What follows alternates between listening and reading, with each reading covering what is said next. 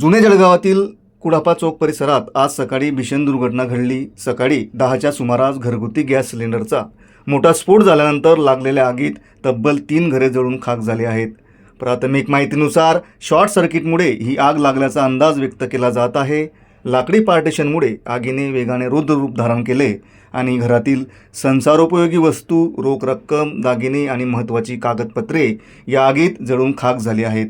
स्थानिक नागरिकांनी मदतीसाठी धाव घेतली, मात्र आग आटोक्याबाहेर होती। घटनेची माहिती मिळताच जळगाव महानगरपालिका अग्निशमन विभागाचे 5 बंब तातडीने घटनास्थळी दाखल झाले। जवानांच्या अथक प्रयत्नानंतर आग नियंत्रणात आणण्यात यश आले आहे। सुदैवाने या दुर्घटनेत कोणतीही जीवितहानी झालेली नाही।